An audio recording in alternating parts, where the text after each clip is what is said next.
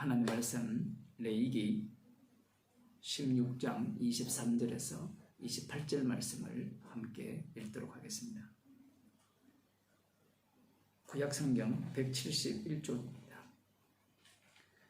아론은 회막에 들어가서 지성소에 들어갈 때에 입었던 세마포 옷을 벗어 거기 두고 거룩한 곳에서 물로 몸을 씻고 자기 옷을 입고 나와서 자기의 번제와 백성의 번제를 드려 자기와 백성을 위하여 속죄하고 속죄제 희생의 기름을 단에 불사를 것이 염소를 아사셀에게 보낸 자는 옷을 빨고 물로 몸을 씻은 후에 진에 들어올 것이며 속죄제 수송아지와 속죄제 염소의 피를 성소로 들여다가 속죄하였은즉 그 가죽과 고기와 똥을 밖으로 내어다가 불사를 것이요 불사른 자는 옷을 빨고 물로 몸을 씻은 후에 진에 들어올지니라. 아멘. 어떻게 보면 오늘 본문은 없어도 되는 본문이 아니냐 이렇게 생각할 수 있는데 말씀은 없어도 되는 부분이 없지요. 오늘 본문의 그 특이한 상황을 보게 되면 이 아론이 회막에 들어가서 지성소에 들어갈 때 입었던 세마포 옷을 벗어서 거기 두고 거룩한 곳에서 물로 몸을 씻고 자기 옷을 입고 나와서 이렇게 말씀하고 있습니다. 레위기 16장에 속죄일날 대제사장 아론이 속죄 제물의 피를 갖고 지성소에 들어가죠. 우리가 무심결에 읽어 넘어갈 수 있는데 4절에 보면 대제사장이 입는 옷이 우리가 흔히 알고 있는 그 옷 위에 세마포 위에 이 에봇을 걸치고 이 관 위에 이렇게 쓰는 것과 그리고 이 허리띠죠. 그 띠 이것들과 전혀 다른 옷을 입고 속죄일날 지성소에 들어가서 피를 뿌리게 된다는 사실입니다. 4절을 읽어보면 거룩한 세마포 속옷을 입으며 세마포 고기를 살에 입고 세마포 띠를 띠며 세마포 관을 쓸지니 이것들은 거룩한 옷이라. 그리고 물로 몸을 씻고 입을 것이며 대제사장이 원래 입는 옷이 아니라는 겁니다. 출애굽기 39장 27절에서 29절을 보면 다른 부분이 쉽게 이렇게 드러납니다. 그들이 또 직조한 가는 대로 아론과 그 아들들을 위하여 속옷을 짓고 세마포로 두건을 짓고 세마포로 빛난 관을 만들고 가는 배실로 짜서 세마포 고이들을 만들고 여기까지는 같아요. 이 아론과 그 제사장들이 입는 그 아들들이 입는 옷은 같고요. 어디와 지금 방금 레위기 16장 4절에 나오는 내용과는 같습니다. 그런데 그 다음 29절을 보면 가는 배실과 청색, 자색, 홍색 실로 수놓아서 띠를 만들었으니 이는 여호와께서 모세에게 명하신 것이다. 가는 배실과 청색, 자색, 홍색 실로 수놓아서 띠를 만드는 거예요. 그래서 우리가 인터넷에 들어가서 제사장이 입는 옷과 대제사장이 입는 그 옷을 보면 그 띠가 다르죠. 여기에서 말씀하시는 띠는 그냥 흰 띠입니다. 세마포 띠를 띠며 이렇게 기록되어 있죠.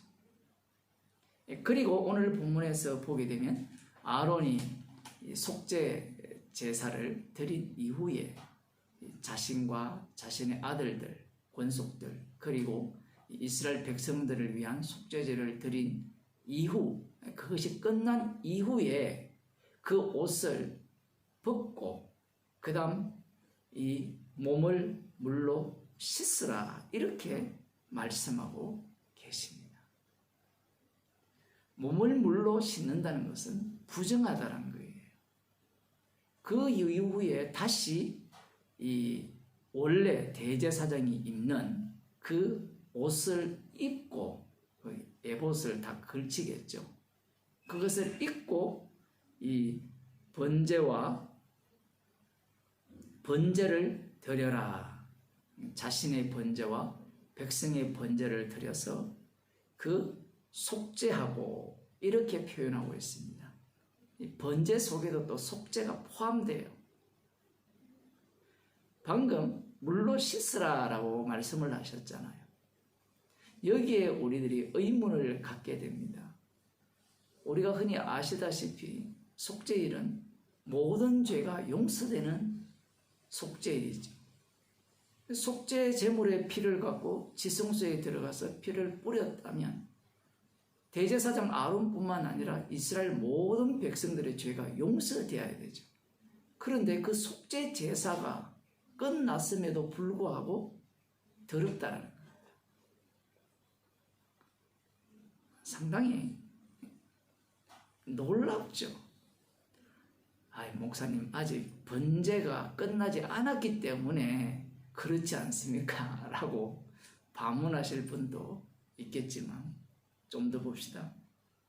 여기 보면 번제와 백성의 번제를 드려 자기와 백성을 위하여 속죄하고, 또 속죄한다는 것은 죄인이라는 거예요.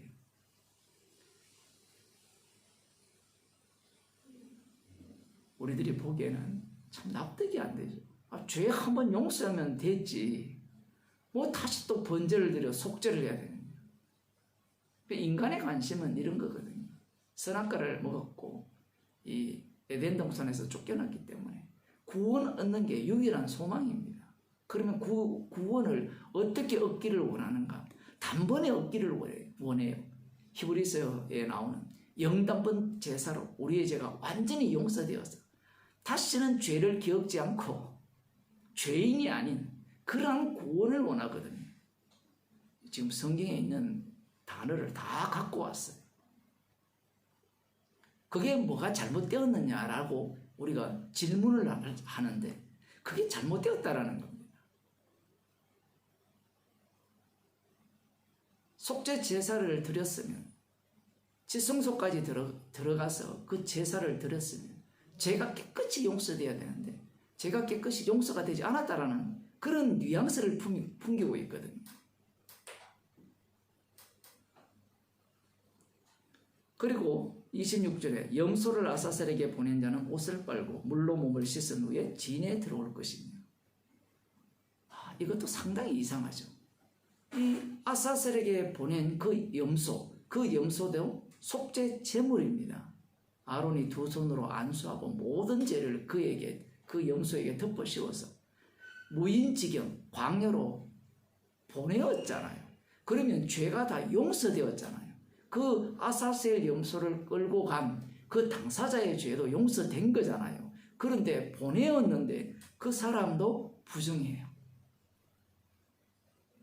그래서 그 사람도 옷을 빨고 물로 몸을 씻은 후에 진으로 들어오라는 겁니다. 정말 이상하죠. 죄가 깨끗이 용서되었는데 부정하다라는 거예요. 그럼 이 부정한 것을 또 어떻게 죄 용서를 받습니까? 물로 옷을 빨고 씻는 것이 죄 용서 받는 겁니까? 안 그러면 피를 흘려서 죄가 용서되는 그 방식으로 죄가 용서받는 겁니까?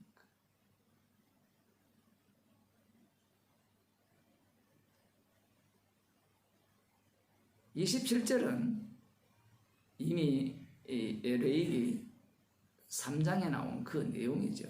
4장에 나온 내용. 속죄제 수송아지의 속죄제 염소의 피를 성소에 들어다가 속죄하여 선져 그 가죽과 고기와 똥을 밖으로 내어다가 불사를 것이요. 이건 똑같은 이야기입니다. 그런데 이 레위기 4장에 말씀되지 않는 내용이 여기에 다시 추가되어 있습니다. 그 내용을 보면 불사른 자는 옷을 빨고 물로 몸을 씻은 후에 진에 들어올지니라. 이야, 정말 놀랍잖아요. 아니, 속죄 제사를 완료를 했는데 불사른 것까지 끝냈잖아요. 지성소까지 피가 들어간 그 제물은 제사장이 먹지 못하거든요. 그 진 밖에 재버리는 곳, 그 불사르는 곳에 버리는 것으로 속죄 제사가 끝납니다. 그러면 죄가 용서되었잖아요. 이 지금 속죄 제물이 어떤 속죄 제물입니까? 온 이스라엘 백성들의 죄를 속하는 뿐만 아니라 아론과 그 권속들의 죄가 다 용서되는 그 속죄 제물의 피잖아요. 그런데 그것을 완료했는데 부정하다라는 겁니다.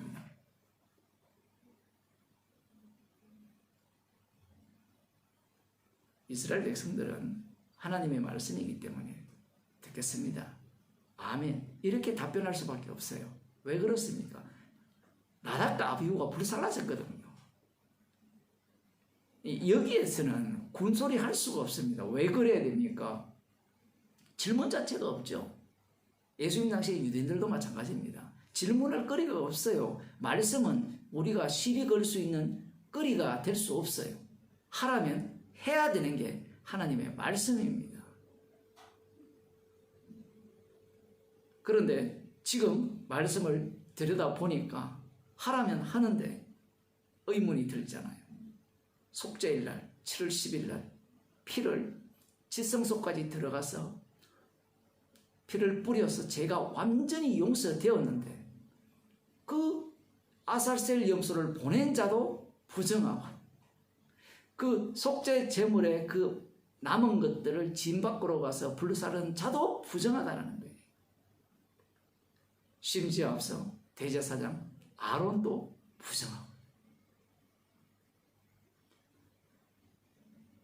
우리는 물로 옷을 빨고 씻었으니까 깨끗게 되지 않았습니까? 지금 이 이야기를 하고 싶은데 그러면 속죄 제물의 피의 효력은 어떻게 된 겁니까?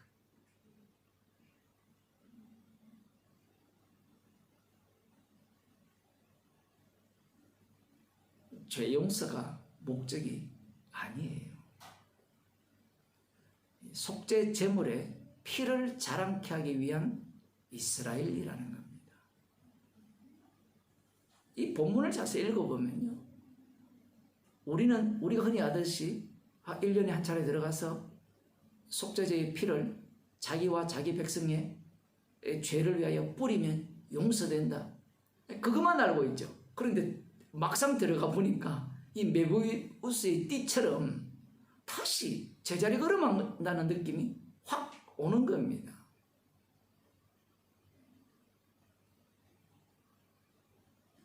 요한복음 13장을 보겠습니다.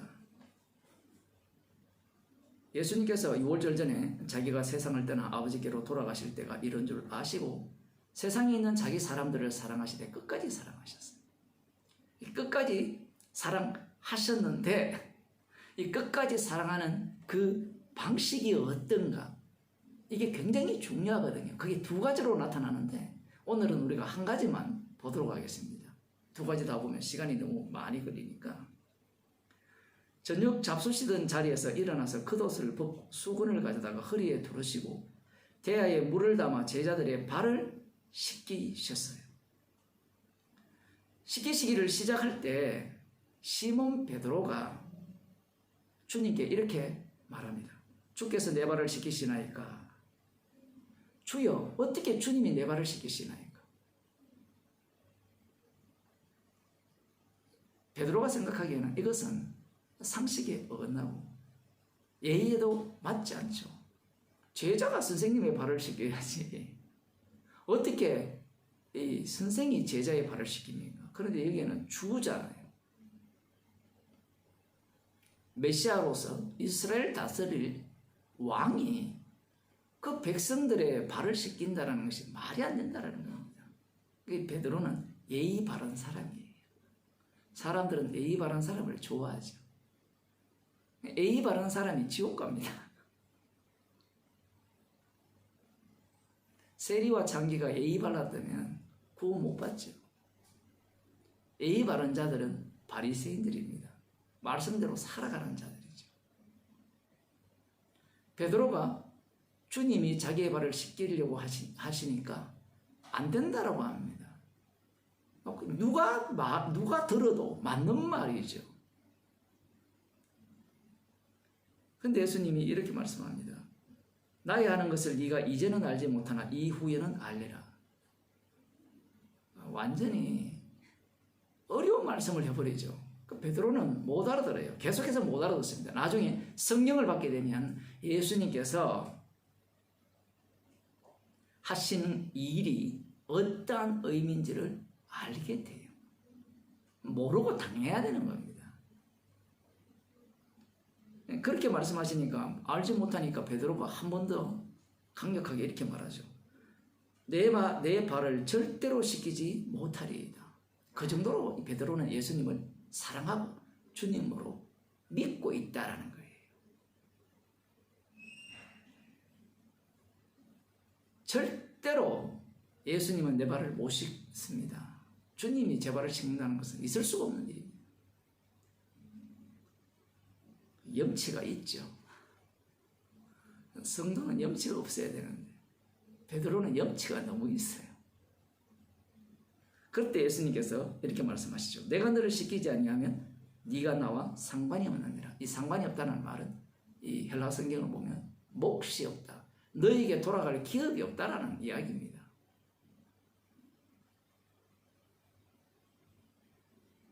그러자 베드로가 갑자기 태도를 바꾸어서 이렇게 말하죠. 주여 내 발뿐 아니라 손과 머리도 씻겨주옵소서. 왜 이렇게 말합니까? 너에게 돌아갈 몫이 없다니까. 발을 씻기면 조금 돌아올 수 있고 온몸을 다 씻기면 더 많이 돌아올 수 있고 더 확실하게 몫을 받을 수 있다. 이렇게 생각하는 거예요. 계산 자체가 다 자기 이익과 관련되어 있습니다. 예수님을 주님으로 제대로 섬기면 자기에게 돌아올 것이 있을 것이라 이렇게 생각하는 거예요. 지금 계산기를 두드리고 있는 거예요. 그런데 예수님께서 가라사대 이미 목욕한 자는 발밖에 씻을 필요가 없느니라. 온몸이 깨끗하니라. 뒷부분은 다르게 보고요. 이미 목욕한 자는 온몸이 깨끗하다라는 겁니다. 그런 자는 발밖에 씻을 필요가 없다라는 거예요. 이렇게 말씀하시고 뒤에 이 가룟유다 이야기를 안 하시고 좀 쭉 가면서 이 본문의 의미를 설명해 주면 참 좋은데 예수님은 굉장히 불친절해요. 왜 불친절합니까? 당연히 불친절하죠. 예수님은 영이시고 우리는 육이잖아요. 아무리 친절하게 말씀하셔도 예수님의 말씀은 불친절한 겁니다. 불친절한 정도가 아니라 완전히 우리 인간들을 무시하죠. 어둠이 어떻게 빛을 알아보겠습니까? 예수님께서 하신 이 말씀은 이 베드로가 이 온몸을 씻겨달라는 그러한 어떤 태도와 전혀 다르게 예수님께서 이 말씀의 의미를 말씀하시는 겁니다. 성령을 받게 되면 우리는 영단번 제사로 죄가 완전히 용서되었다라고 알고 있죠. 맞아요. 죄는 완전히 깨끗하게 영원히 용서되었습니다. 더 이상 죄인이 아니에요. 더 이상 죄인이 아니기 때문에 계속해서 발을 씻어야 돼요. 자기가 씻는 게 아니죠. 주님이 씻겨줍니다. 왜 씻겨줍니까?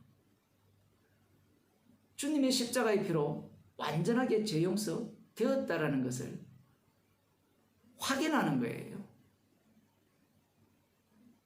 사실은 그 확인보다는요, 성령 받은 자는 십자가의 증인이기 때문에 날마다 죄인으로 드러나야 됩니다. 주님이 용서하시는 그 용서 속으로 계속해서 빠져들어가는 자가 이미 목욕한 자예요. 달리 말하면 그리스도 안에 있는 자입니다. 인간들은 자기 구원에 관심이 있다고 했죠. 그러니 성경을 보고 답을 찾아냅니다. 예수님의 십자가의 피는 우리를 완전하게 죄를 용서해서 의롭게 만들었다. 그러니 의롭게 되었으니까 그 다음은 무엇이 필요 없습니까? 주님이 씻어주는, 발을 씻어주는 그 씻어줌이 필요 없어요.